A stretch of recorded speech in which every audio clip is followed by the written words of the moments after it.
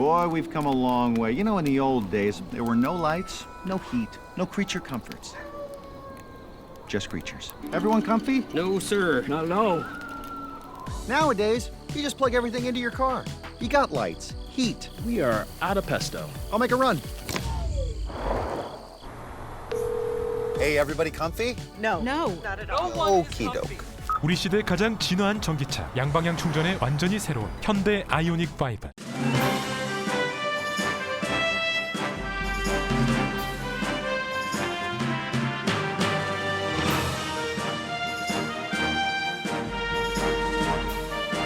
깊어가는 늦가을 11월, 라디오 서울과 함께 건강하고 활기찬 계절 맞이하세요. 강혜신의 오늘의 미국.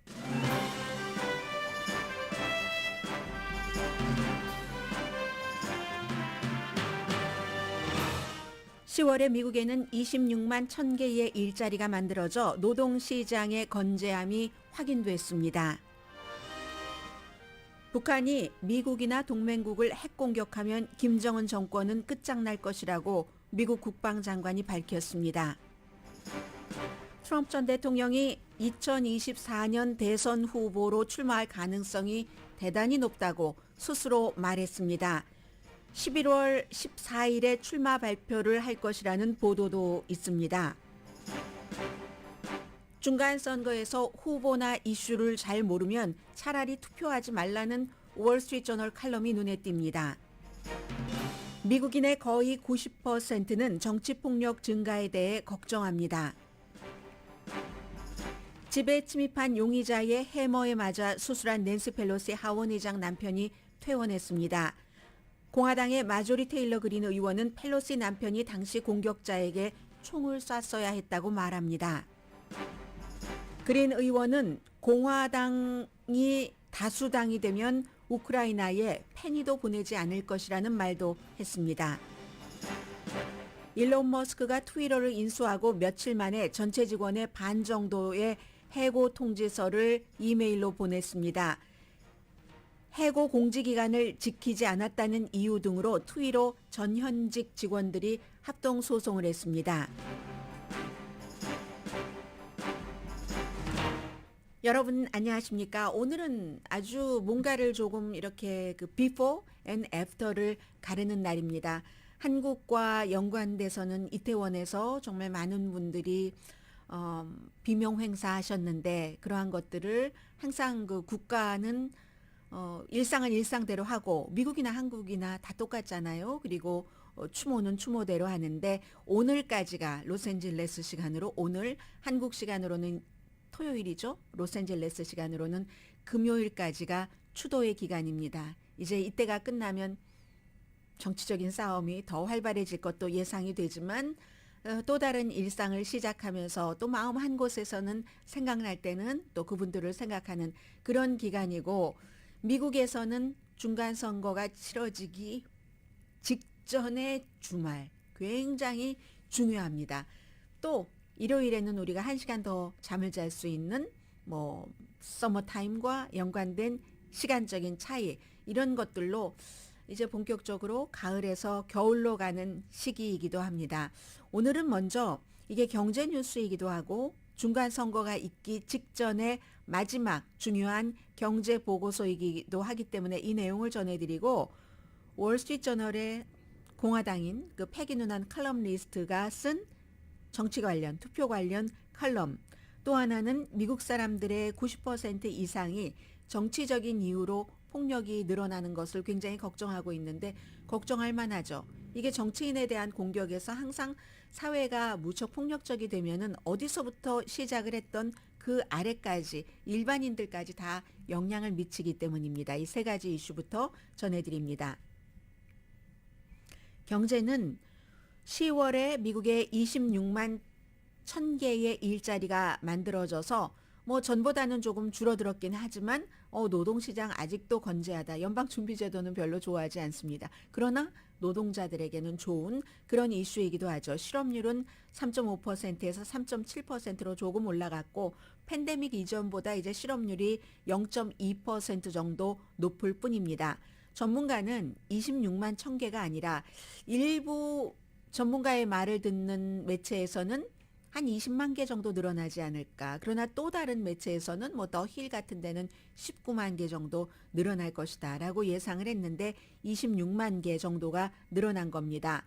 9월 달에는 지금 10월 달에 늘어난 일자리 숫자를 말씀드렸는데 9월 달에는 31만 5천 개가 늘어났기 때문에 10월 한 달 사이에 그 늘어나는 폭은 조금 줄어들었다라는 것은 우리가 알 수가 있고요. 시간당 임금은 10월 달에 한 달 전에 비해서 0.4%가 증가했습니다. 그 한 달 전에는 0.3%였거든요. 그러니까 이것은 조금이지만 조금 더 늘어난 셈이 됐고요. 몇몇 분야에서는 해고가 있죠. 물론 이제 9시 35분경에 트위터의 해고도 말씀드리겠습니다만 굉장히 특별한 방식으로 해고를 예고하고 해고를 하고 하는 일론 머스크입니다. 테크놀로지를 포함을 해서 해고를 시키는 그런 분야도 있지만 아직까지는 고용주는 일할 사람을 찾고 있고 그리고 지금 일하고 있는 사람은 나중에 찾기 힘들지도 모르니까 그저 웬만하면 이 사람과 같이 가야지 이런 생각을 많이 하니까 일하는 사람으로서는 좀 좋은 분위기죠. 다만 이렇게 계속 일하는 사람들이 늘어나고 임금도 올라가는 것이 계속되고 하면은 사람들이 돈이 조금 여유가 있고 마음도 느긋해지니까 돈을 더 밖에 나가서 많이 써서 물가가 더 올라간다. 이거 아무리 이자율을 올려도 물가가 안 잡히네 하는 연방준비제도의 고민은 있지만 그러나 아무튼 그 일하는 사람으로서는 나쁜 문제는 아니게 되죠. 아무튼 그렇습니다. 그래서 이제 벌써 3,200만 명 정도가 조기 투표를 했습니다. 미국에 거의 1억 6천만 명 이상의 유권자가 있는데 그 가운데서 3,200만 명이 조기 투표를 했는데 사람들이 공공안전을 걱정을 하는 그런 사람들이 굉장히 많습니다. 이때 그 공공안전이라는 것이 일반 우리가 여론조사를 할 때 투표할 때 뭘 가장 많이 보세요 하면 경제, 인플레이션, 가솔린값 이렇게 되잖아요. 그리고 그 다음에 범죄, 홈리스 이것을 엮어서 공공안전으로도 포함시키기도 하는데 그러한 공공안전이 아니라 정치적인 성향이 다르다는 이유로 정치적인 폭력이 일어나는 그에 따른 공공안전을 걱정한다는 사람이 90%가 넘습니다. 95%까지 된다고 하는데 ABC 방송과 워싱턴 포스트가 늘 여론조사를 같이 하죠. 10월 그러니까 정확하게 날짜는 제가 또 적어오질 않았습니다. 그런데 언제부터냐면은 낸시 펠로시 하원 의장의 남편이 집에 있다가 해머로 맞아서 수술을 했고 어제 퇴원은 했습니다. 그 일이 일어난 시기가 포함된 여론조사 결과입니다. 어느 정도냐면요. 사람들이 잠재적으로 이 같은 정치적인 폭력이 늘어날 것이다 하는 것을 걱정을 한다는 건데 일요일부터 수요일까지 한 여론조사 결과네요. 60% 이상은 대단히 우려한다.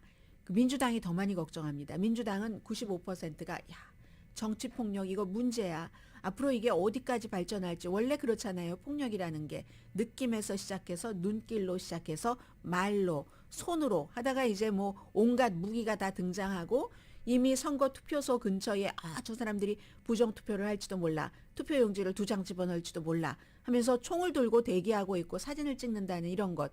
물론 애리조나주에서 연방 판사에 의해서 250피트 투표함에서는 더 멀리 떨어져야지 돼. 그리고 투표를 하려고 하는 사람과는 적어도 75피트는 떨어져 있어야지 돼. 그처럼 무장을 하고 할 수 없어 라고 판결은 내렸지만 이러한 것들이 일반인들 사이에도 부딪힌다 하는 것을 걱정을 하는데 민주당은 95%가 걱정을 하고 공화당도 많이 걱정을 해요. 87%.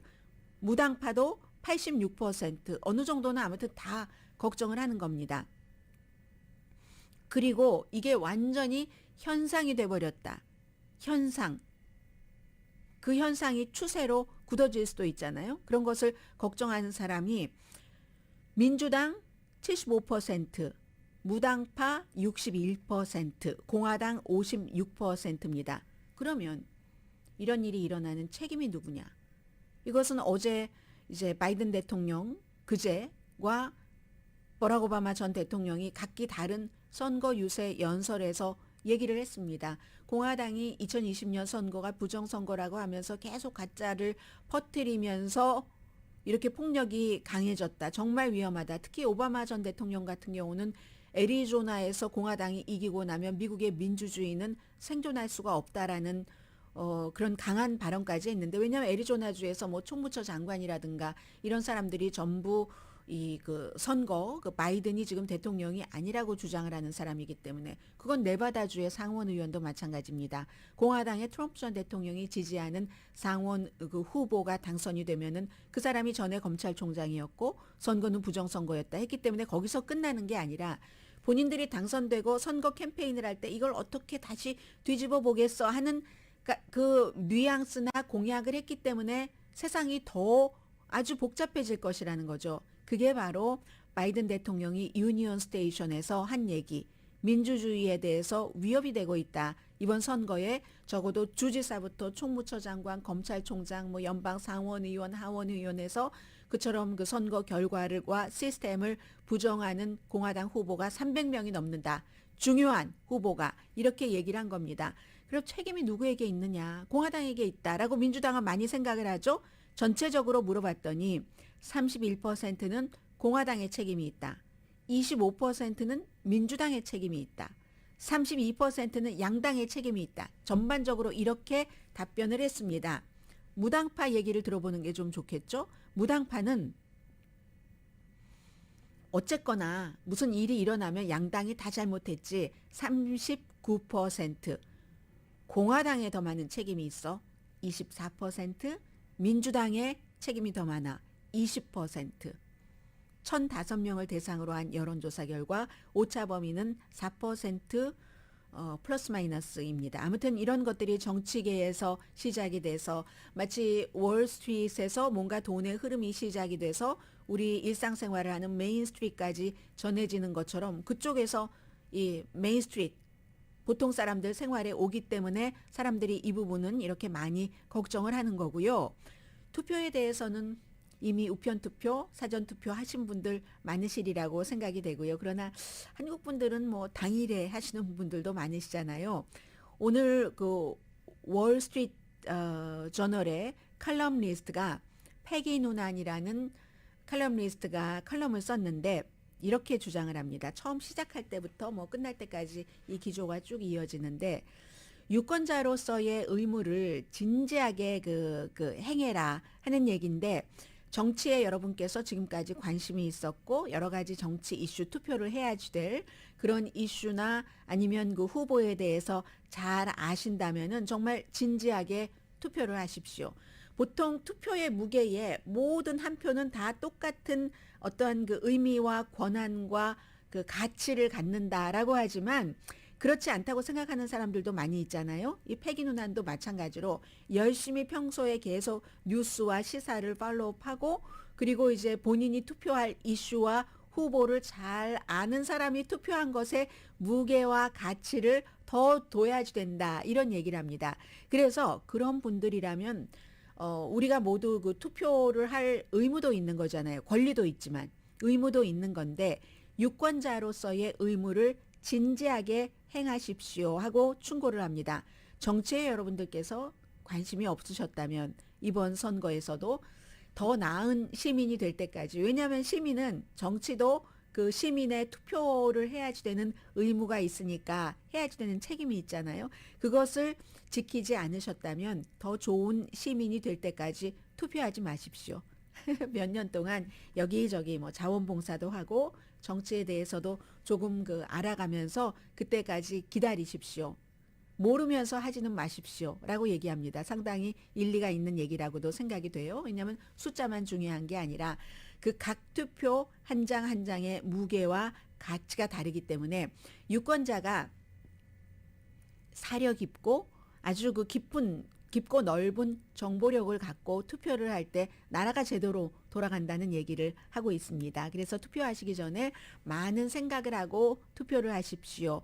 투표에 대해서 안 하면 뭐 놀리기도 하고 압박도 많이 받지만 특히 이제 젊은 친구들은 뭐 친구들이 골리거나 아니면 좀 당혹스럽기도 하고 뭐 투표했다는 스티커도 달고 다니고 해야지 되는데 예를 들어서 그렇지만 그래도 이 의무는 더욱 그 준비를 하고 해야지 된다 하는 얘기입니다. 어떤 이유에서건 뭐 원래 정치에 관심이 없어서 시사하고 나하고는 싫어 이럴 수도 있잖아요. 그 이유가 아니고 많은 이유 뭐 가정 뭐 사정에 내가 너무 사회에 관심을 쏟기에는 뭐 세상이 나를 내버려 두지 않았어 등등등 그런 어떤 이유에서건 알려고 하지도 않았고 이해하려고 하지도 않았다면은 그렇다면 앞으로 몇 년 공부하시고 투표를 진지하게 하시라. 이게 이제 지적입니다.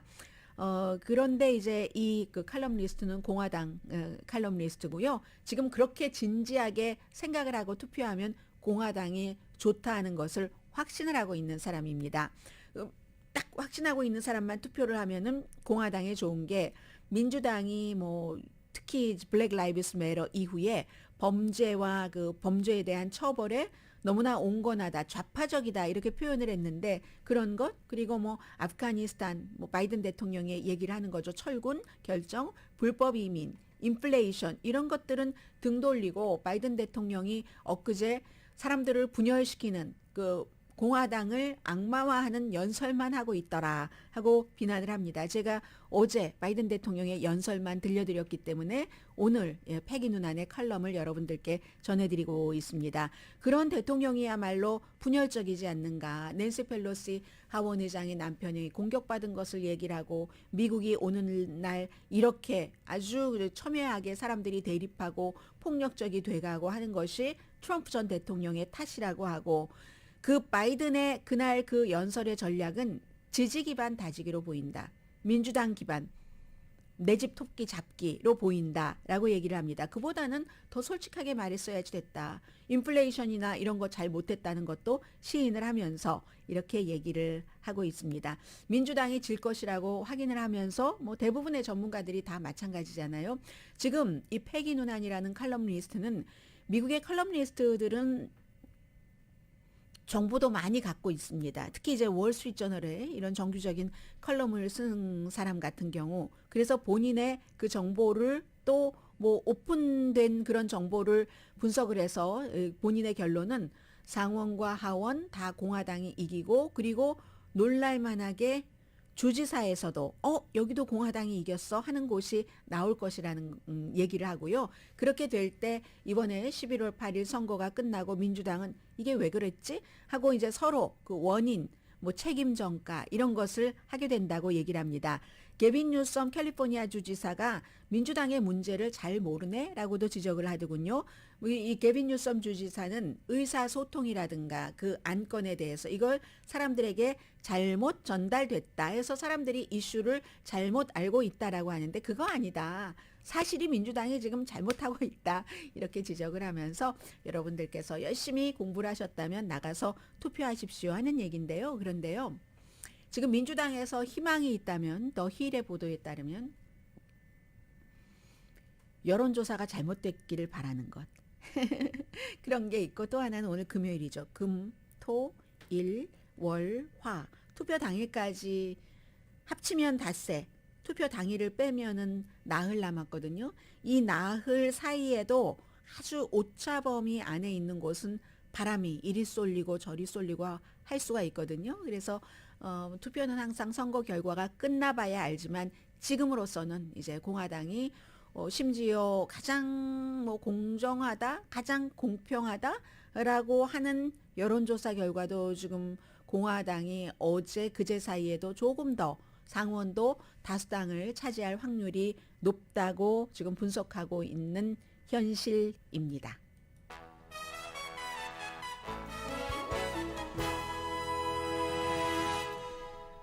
오늘의 미국은 유한양행 뉴오리진 건강식품과 유정란 배반엽 줄기세포 화장품 전문회사 셀리온, 이민법 가정법 전문 제인정 종합법률사무소, 프리미엄 고기 쌈밥 전문 레스토랑 쌈, 재래식으로 직접 만드는 검정콩 생순두부 수라원 순두부, 한국 홈쇼핑 공동후원입니다. 잠시 뒤에는 오랜만에 오프라 윈프리 얘기도 조금 전해드려야지 될 것 같고요. 그리고 트럼프 전 대통령 얘기를 가능하면은 꼭 전해드려야지 되는 얘기만 전해드리는데 오늘이 바로 그 타이밍이기도 합니다. 트럼프 전 대통령 자신의 발표에 관한 것 잠시 뒤에 전합니다.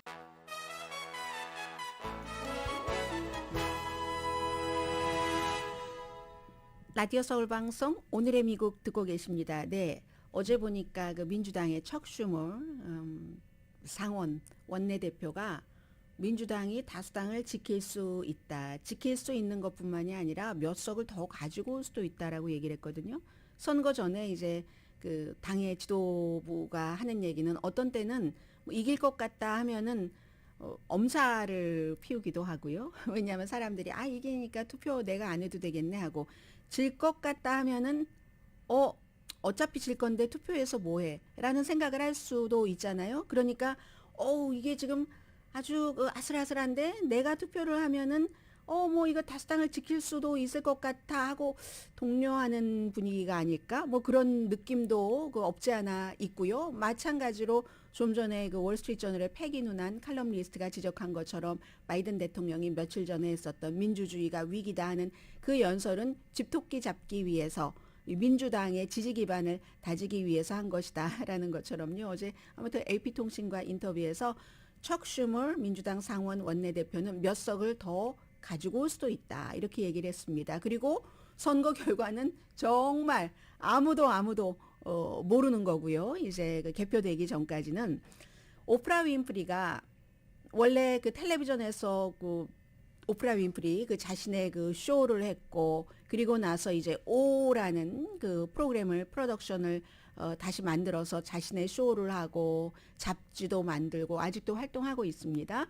요즘은 뭐 사람들이 꼭 텔레비전 이렇게 공중파 텔레비전에만 나와야지 그 사람이 활동하는 게 아니니까는요. 그런데 과거에 오프라 윈프리가 그 본인의 쇼를 텔레비전에서 할 때 가장 유명했었던 것 가운데 하나가 책을 소개하는 것. 거기서 책만 소개하면 다 베스트셀러입니다. 또 하나는 어떤 전혀 유명하지 않았는데도 그 프로그램에 출연하면은 스타가 됩니다.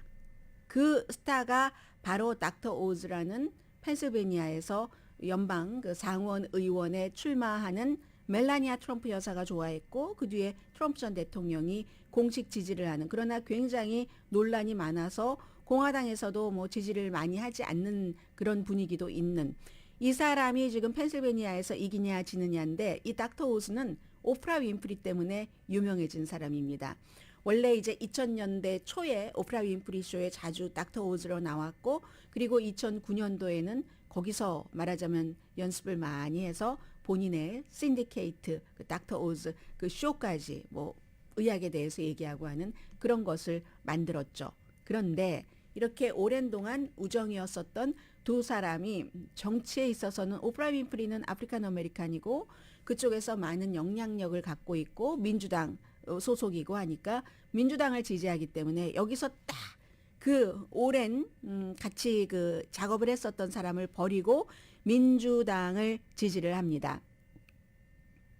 존 페더만을 지지를 해서 지금 여기가 지금 어떻게 될지 모르는 거고요. 아주 중요한 지역이고 내가 펜실베니아 주민은 아니지만 난 펜실베니아에 산다면 벌써 투표했을 거야. 민주당의 그 존 페더만 그 후보에게 그 펜실베니아의 부지사에게 당연히 난 그랬을 거야. 이유는 너무 많아. 이제 뭐 지역적인 문제니까 이유 같은 건 말씀 안 드리겠습니다. 내가 노스캐롤라이나에 있었다면 역시 대법원 판사인 민주당 후보 또 플로리다에 있었다면 민주당 후보인 하원 의원 위스콘신에 있었다면 뭐 부지사 민주당입니다. 네바다에 있었다면 캐서린 그 콜테스 마스터 현재의 민주당의 상원의원 난 이렇게 지지를 했을 거야.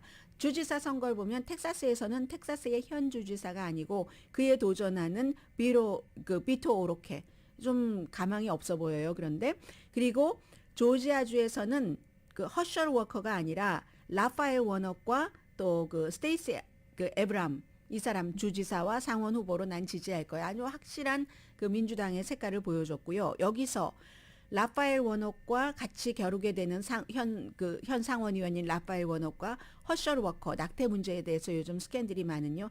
이 사람이 만약에 라파엘 워녹 현 그 민주당 상원 의원을 이기면 트럼프 전 대통령 모습이 지금 텔레비전에 보이고 있는데요. 트럼프 전 대통령이 2024년도에 선거에 출마할 가능성이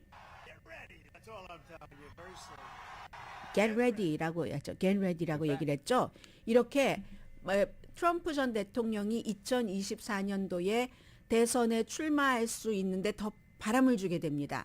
너무너무 어렵고 아슬아슬한 곳에서 공화당이 다수당이 될 수 있는 곳을 트럼프 전 대통령의 지지로 인해서 많은 오점과 또 그 정치에 대해서 전혀 모르는 그런 부분이 있는데도 의석을 가져갔잖아요. 힘이 더 강해지는 거죠.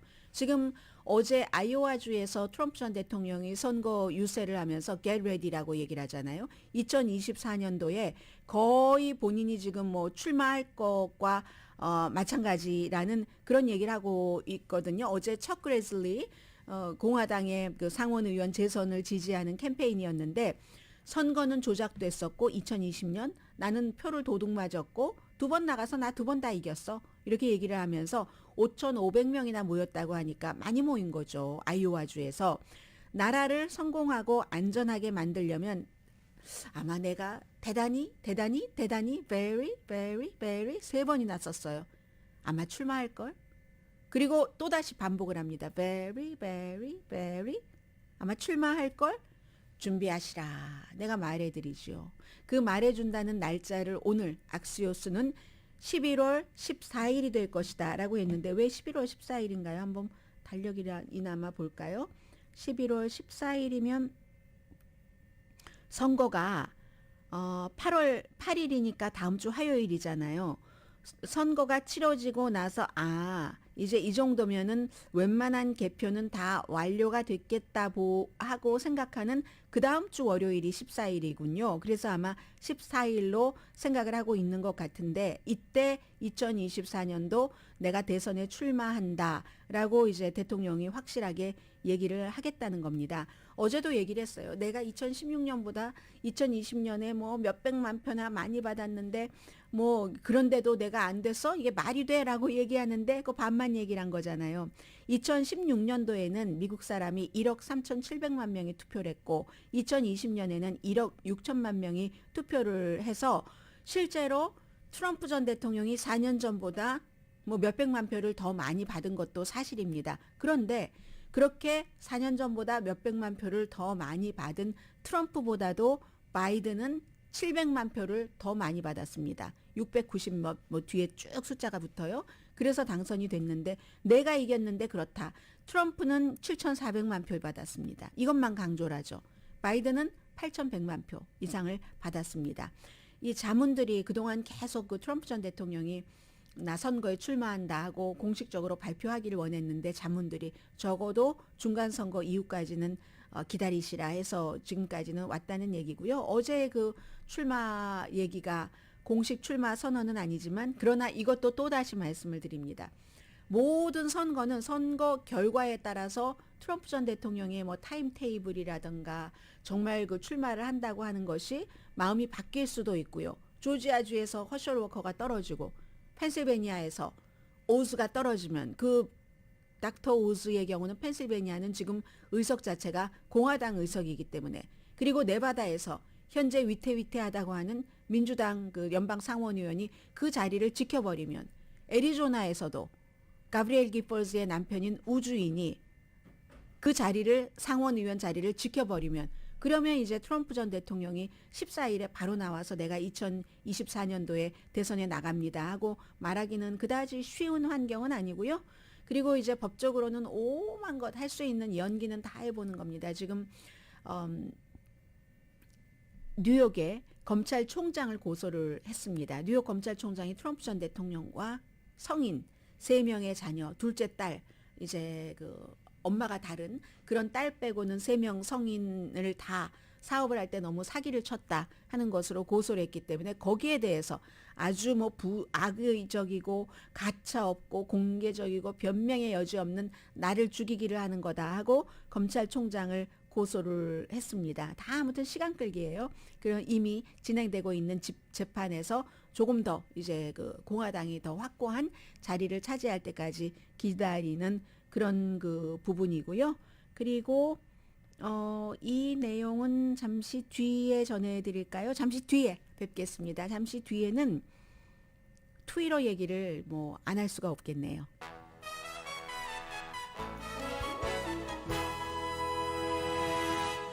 라디오 서울 방송 오늘의 미국 듣고 계십니다. 일론 머스크는 참 그 직원들 해고하는 것도 스타일이 있습니다. 어제 저녁에 미리 공지를 했습니다. 내일 개인 이메일로 받는 사람은 해고된 것이고 회사 이메일로 뭔가를 받는 사람은 해고되지 않은 것이다 해서 7,500명 직원 가운데서 거의 이제 3,700명을 해고 통지를 보냈다는 건데 그 이전에 이미 어제 이미 본인의 아직 해고 통지서 받지 않았는데도 회사 이메일 계정을 쓸 수 없게 된 그런 직원들도 있다고 불만을 하고 있고요. 그러한 것들이 결국은 그 소송의 원인이 됐습니다. 화요일에 이미 해고됐었던 사람들도 있고 해서 현재는 5명이 이번 해고와 관련해서 트위터를 고소를 했는데 이게 이제 이 정도 되면은 뭐 단체 그 소송이 합동 소송이 되게 되는 거고 스타트가 5명이지 훨씬 많은 사람들이 할 수 있겠죠. 왜냐하면 대규모 감원 같은 경우에는 60일 정도를 그 노티스 기간을 줘야지 된답니다. 그런 법이 있어서 그 연방법인데 뭐 Worker Adjustment and Retaining Notification Act라고 해서 연방 근로자 조정과 재교육 공지법 이런 것에 따라서 해야지 되는데 어제 내일 해고 통지서 받을지도 몰라 하고는 이제 오늘 아침에 이메일 보내서 이렇게 된 겁니다. 그래서 이제 트위터가 법을 위반했다는 것과 또 회사가 직원에게 이제 남아있는 직원들에게 소송하지 않는다 뭐 이런 뭐 사인을 받으려고 한다는 거예요. 그런 것도 없애야지 된다 하는 소송 그 이유가 소송도 빨리도 했네요. 아무튼 그랬는데 테슬라 때도 일론 머스크가 뭐 이런 식의 해고를 했고 뭐 이런 고소를 이미 경험을 했습니다. 또 하나는 다음 주부터는 재택근무하던 사람 모두 돌아와라 이렇게 얘기를 했는데 이런 문제도 있지만 오늘도 이제 일론 머스크가 굉장히 지금 그 수익이 떨어졌다, 광고 수익이 떨어졌다고 하는데 이 광고 수익이 떨어진 이유는 일론 머스크가 들어와서 그 전까지는 그래도 이것도 오랜 동안 버티다가 아주 그 험한 트윗 같은 것을 검사를 하고 내리고 발붙이지 못하게 하고 어카운트도 닫고 트럼프 전 대통령처럼 그런 일을 했는데 일론 머스크가 그러지 않을 가능성이 높아 하니까 회사들이 다 광고를 중지하는 거예요. 가장 최근에 뭐 오늘 아침에 제너럴 밀스 여러분들 시리얼 많이 드시잖아요. 그 시리얼 만드는 곳도 뭐 그랬고 또 그 칩 뭐죠? 이렇게 손가락처럼 생긴 치토스 치즈맛 나는 거 만드는 제너럴 밀스도 그렇고 그 전에 이미 제너럴 모터스, 파이저, 아우디 이런 회사가 바로 그 부분 그 어떻게 이것을 그 감수를 하고 점검을 하는가 그런 부분에 대해서 아주 폭력적이고 인종차별적이고 이런 모든 말들이 오고 가는 곳에 우리는 하고 싶지 않아 하면서 일단은 중단을 한다는 겁니다. 이제 그런 부분들이 있고요. 이 일론 머스크로서는 440억 달러에 이걸 샀는데 거기에 이제 거래 완료하기 위해서 뭐 자산도 넣고 130억 달러는 대출을 받았고 하면은 비용을 줄여야지 된다. 운영 비용을 뭐 이런 그 빚 그 상환 압박이 있으니까 뭐 꿔준 사람도 그렇고 주주로부터도 지금 이런 문제가 있는데 아무튼 트위터가 하루아침에 3천 몇백 명을 해고한다는 게 쉬운 일은 아니잖아요. 일론 머스크 때문에 일론 머스크이기 때문에 할 수 있는 일이다 라고 생각을 하실 것 같고요. 그리고 낸시 펠로시 하원 의장 남편이 어제 퇴원을 했는데 그래도 82살이나 되셨고 해머로 머리도 맞고 수술도 했습니다. 손, 팔 다 많이 다쳤다고 하는데 일단은 뭐 집에서 치료받기로 했는데 낸시 펠로시 하원 의장은 완전히 회복되려면 오랜 기간이 걸려야지 될 것 같다. 뭐 그냥 짐작할 수 있는 일이잖아요. 그런데 이 부분에 대해서 공화당에서 그 조지아주의 마조리 테일러 그린 의원이 초선 의원밖에 되지 않는데도 굉장히 뭐 유명해지고 있어요. 자고 나면 유명해지고 너무나 극단적인 말을 많이 하기 때문에. 아니, 그 사람 원래 총을 갖고 있었어야지만 됐고, 그리고 그 공격한 사람을 총으로 쐈어야지. 이게 마조리 테일러 의원의 얘기입니다. 뭐 AR-15 같은 총을 들고 의사당에 초선 의원 당선되자마자 들어가려고 하고 그 총을 빼앗기기도 하고 마스크 쓰자고 다 결정하면 마스크 안 쓰다가 벌금 몇만 달러, 그 벌금 냈는지 안 냈는지 모르겠네요. 그런 의원답게 이제 이렇게 한 거고요. 또 하나는 아니 지금 날마다 미국에서 얼마나 많은 미국 사람들이 절도를 당하고 강간을 당하고 납치당하고 카제킹 당하고 살해당하는데 피해자는 하원 의장 남편 한 사람뿐이야? 아니 왜 민주당과 언론은 그 낸시 펠로시 하원 의장 남편 한 사람 다친 걸 가지고 이게 나라가 뒤집힌 것처럼 그래? 그 보도밖에 없어? 뭐 이렇게 얘기를 하는데 그거 모르나요? 연방 하원 의원이 서열 대통령과 sometimes 똑같은 국가 서열이고 대통령 유고 시에 부통령 다음에 대통령 자리를 인수받아야지 되는 사람을 용의자가 들어와서 그 사람을 목표로 했다는 것 아니겠습니까? 낸시 펠로시 납치하려고 했고 뭐 본인이 원하는 얘기가 낸시 펠로시 입에서 나오지 않으면 무릎 뼈를 뭐 망가뜨리려고 부러뜨리려고 했었다고 하고 다른 사람들도 중요한 일을 맡고 있는 사람들도 리스트가 있어서 그들에게도 해를 가하려고 했다고 하고 그런데 이제 이런 것은 얘기하지 않고 또 얘기하는 게 있죠. 지금 이 용의자가 42살 용의자가 원래 캐나다 시민이었는데 미국으로 불법 체류자였다고 was라고 하니까 제가 그것까지 아직 확인을 못했네요. 물론 불법 체류자로 미국에 들어왔는데 지금 신분도 불법 체류자 아닐까요? 이제 그 부분은 이렇게 그 마조리 테일러 그린 의원이 강조를 하고 있습니다. 이러한 것들이 모두 정치인에게서 나오는 그 폭력적인 언사와 말, 뭐 그 총으로 쐈어야지 뭐 이런 얘기 있잖아요. 그런 것들과 점점 이 사람들을 아주 험하게 만든다 하는 게 되겠고요. 잠시 뒤에는 사실은 이 내용이 한국으로서는 너무나 중요한 건데 굉장히 건조하기도 하고 맨 마지막 부분에 전해드리게 됐네요.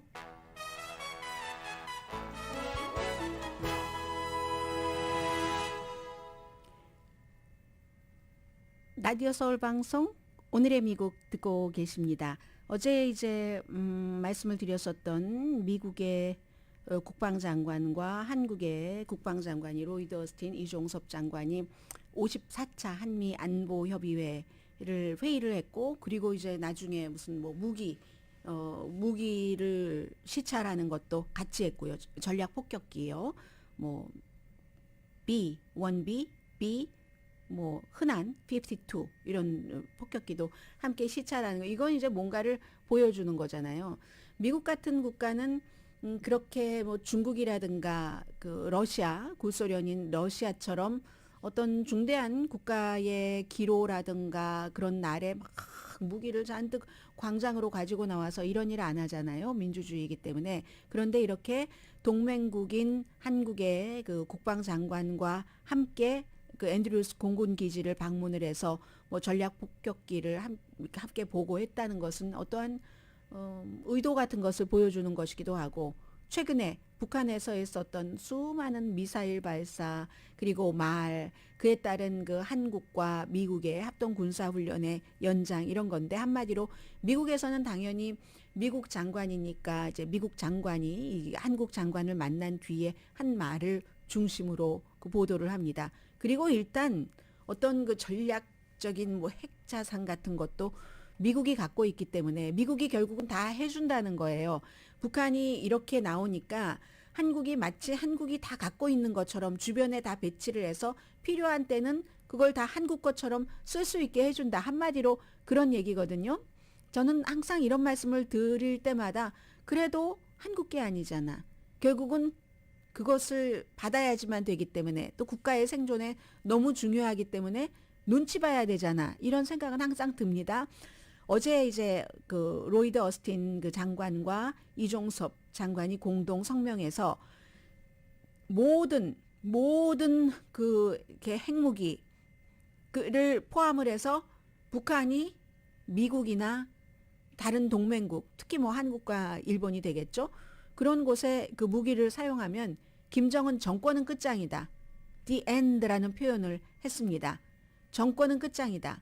그리고 이제 미국의 국방장관이 이종섭 장관과 아주 훌륭한 논의를 많이 했고 북한이 도발을 이어가는 것 굉장히 지금 긴장이 강하다. 그렇지만 동맹이 워낙에 철통처럼 강하기 때문에 미국은 한국을 완전히 재래식 미사일 방어 능력 미국이 갖고 있는 것을 총동원해서 언제나 한국을 완전하게 방어한다. 이렇게 얘기를 했습니다. 이 비질런트 스톰 합동 군사 훈련 때문에 북한이 막 하루에도 너무 많이 단거리 대륙간 탄도 미사일 이런 거 다 지금 발사하고 있잖아요. 한반도에 한마디로 전략 자산 배치를 늘려서 언제나 이 효과가 있도록 하겠다 하는 그런 얘기입니다. 백악관도 최근에 그 북한의 움직임에 대해서 계속 비난을 하고 있고요. 그런 얘기가 어제 있었습니다. 그리고 이제 그 미국에서는 중간 선거가 끝나고 나면은 예를 들어서 조지아주의 마조리 테일러 그린 의원 같은 경우가 어제 케빈 맥카티 공화당의 하원 원내대표가 한 말처럼 우리가 선거에서 이기면 우크라이나에 penny도 그냥 안 보내 이런 얘기했거든요. 그런데 그 사이에 지금 우크라이나에서는 헤르손이라는 지역이 너무나 지금 중요하답니다. 그런데 여기서 러시아가 점령을 하고 있었는데 중간중간 보니까 최근에 러시아 기가 내려지기도 하고 우크라이나가 그것을 딱 탈환하려고 들어가고 있거든요. 탈환하려고 들어갈 때 최근에 있었던 다른 도시에서처럼 러시아가 도망칠까 아니면 결사항전을 할까 여기에 따라서 지금 그 블라디미르 푸틴의 이 전쟁에 최근에 있어서는 어떤 전환점이 될 수도 있는 그런 아주 중요한 영토를 더 굳건히 차지할지 아니면 빈손으로 후퇴할까? 그래서 이제 주말 사이에는 또 헤르손도 봐야지 되고 미국의 중간 선거 끝나고 나면은 아무래도 이 민주당이 다수당이었을 때보다는 나오는 얘기를 보면은 우크라이나에 대한 지원은 조금 덜 적극적이 되지 않을까 그런 분위기는 좀 확실해 보이고요. 오늘의 미국은 유한양행 뉴오리진 건강식품과 유정란 배반엽 줄기세포 화장품 전문회사 셀리온, 이민법 가정법 전문 제인정 종합법률사무소, 프리미엄 고기 쌈밥 전문 레스토랑 쌈, 재래식으로 직접 만든 검정콩 생순두부 수라원 순두부, 한국 홈쇼핑 공동후원이었습니다. 10시에 좋은 아침, 좋은 하루 방송됩니다. 할 일이 많아요. 저는 어제도 또 깜빡 잊고 파워볼 못 샀습니다. 여러분과 약속할게요. 재미로 한번 사고 그리고 이제 하와이에 계시는 분은 서머타임 적용 안 하시잖아요. 또 역시 저희 라디오 서울 방송 많이 듣고 계시는 애리조나주도 각자 다른 이유로 적도 1년 내내 하와이는 해 뜨고 지고 하는 게 비슷하니까 그렇고 그리고 애리조나의 경우도 온도 차이가 별로 없으니까 이렇게 우리가 데일라이트 세이빙 타임을 지키는 것 이것 안 하는데 그 두 군데 지역 있다는 것 말씀드리면서 아무튼 어떠한 달력이 우리를 새로운 분기를 조금 정해주잖아요. 남은 겨울에는 무엇을 하시겠어요? 강희신이었습니다.